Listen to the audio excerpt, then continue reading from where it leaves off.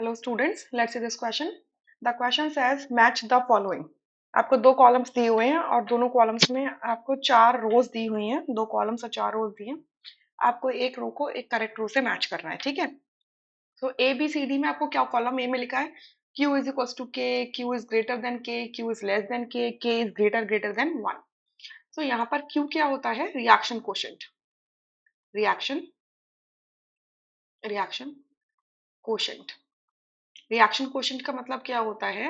It is the मतलब आपका कोई रिएक्शन जा रहा है, सपोज कोई रिएक्शन है ए टू बी, ठीक है। ए फॉरवर्ड डायरेक्शन में जाके बी दे सकता है और बी बैकवर्ड जाके आपको ए दे सकता है, ठीक है। तो इस टाइप की सिचुएशन है। सो जब किसी भी एक टाइम पर जब आप इन दोनों रिएक्टेंट और प्रोडक्ट की कॉन्सेंट्रेशन का रेशो लेते हो इस तरीके से, तो इस रेशो को बोलते हैं हम रिएक्शन कोशेंट, वेयर के आपका क्या है? Equilibrium constant. इक्विलिब्रियम कांस्टेंट, ठीक है। ये इक्विलिब्रियम कांस्टेंट है। इक्विलिब्रियम कांस्टेंट का मतलब क्या होता है कि एक ऐसा टाइम जिस पर ए और बी की कॉन्सेंट्रेशंस क्या है, एक इक्विलिब्रियम मेंटेन कर चुके हैं, मतलब rate of forward reaction is equal to rate of backward reaction हो गया है, ठीक है। तो उस टाइम पे के इज इक्वल टू क्या होता है? ये भी क्या होगा? Concentration of B upon concentration of A होगा। बट यहाँ पर एक इंपॉर्टेंट चीज आप क्या लिख लो कि rate of forward reaction, R F मतलब rate of forward reaction is equal to R of backward reaction. ये कंडीशन होती है, ठीक है। मतलब एक इक्विलिब्रियम की सिचुएशन आ जाती है, मतलब जितना आगे की तरफ जाएगा रिएक्शन उतना ही पीछे की तरफ भी आएगा, ठीक है। तो हमें करेक्ट मैच यहाँ से फाइंड आउट करना है। अब देखो पहले में लिखा है Q इज इक्वल टू के। अगर Q K के इक्वल है, इसका मतलब कि आपका जो रिएक्शन कोशेंट है वो इक्विलिब्रियम कांस्टेंट कहलाता है। कब? जब रिएक्शन किस पर होता है? इक्विलिब्रियम पर होता है, यानी कि ए का क्या हो जाएगा? Q होगा। यानी कि सेकंड ऑप्शन और थर्ड ऑप्शन यहाँ से रूल आउट हो जाते हैं ऑलरेडी, ठीक है। बी में क्या लिखा है? Q इज ग्रेटर देन के, मतलब Q की वैल्यू ग्रेटर देन है के से। तो अगर देखो Q K का मतलब क्या? इक्विलिब्रियम कांस्टेंट है, rate of forward reaction backward reaction के भी इक्वल है, ठीक है।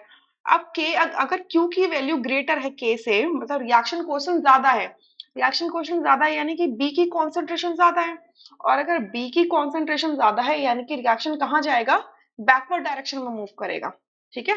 जब भी आपका जब भी आपका क्या होगा? Q की वैल्यू, रिएक्शन कोएफिशिएंट की वैल्यू क्या होगी? ज्यादा होगी K से, तो उस केस में रिएक्शन कहाँ जाता है? बैकवर्ड डायरेक्शन में जाता है। Clear? To achieve the equilibrium constant, to achieve the equilibrium, ठीक है। सो यानी कि बी का क्या हो जाएगा? आर, ठीक है। When Q is less than के, क्यू की वैल्यू लेस देन है के से, यानी कि आप क्यू को अगर देखो तो यानी कि कॉन्सेंट्रेशन ऑफ बी कम है, कॉन्सेंट्रेशन ऑफ बी कम है, कॉन्सेंट्रेशन ऑफ ए ज्यादा है। तो इसका मतलब रेट ऑफ रिएक्शन कहाँ जाएगी? फॉरवर्ड डायरेक्शन की तरफ जाएगी। मतलब रेट कहाँ, मतलब रिएक्शन कहाँ मूव करेगा? फॉरवर्ड डायरेक्शन की तरफ मूव करेगा। सो यहाँ पर क्या लिखा है? Reaction will move in the forward direction to achieve equilibrium, ठीक है। एंड डी में लिखा है के इज ग्रेटर देन 1। अगर के की वैल्यू ग्रेटर देन 1, अगर देखो के की वैल्यू 1 की इक्वल होती है तो हम क्या बोलेंगे? Concentration of B is equal to concentration of A, ये बोलेंगे, ठीक है। मतलब आपका 50% ऑफ ए बचा हुआ है इक्विलिब्रियम पे और 50% ऑफ बी बचा हुआ है, बना है, ठीक है।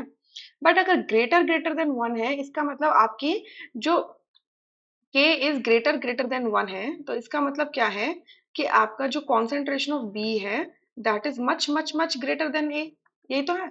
और b क्या है? आपका प्रोडक्ट है। अगर प्रोडक्ट बहुत ज्यादा बन गया है, इसका मतलब क्या? Reaction is nearer to completion, सही बात है। यानी कि डी का क्या होगा? p, यानी कि करेक्ट ऑप्शन यहाँ से क्या हो जाएगा? Fourth. First option and other options are, first second third options are incorrect, only D option is the correct answer. अब इसका एक बार हम रेफरेंस ले लेते हैं। तो 11th क्लास की एनसीईआरटी पार्ट 1 में अगर आप जाओगे पेज नंबर 206 पे देखोगे तो वहां पर ये मेंशन्ड है। I hope you understood this question really very well. Thank you.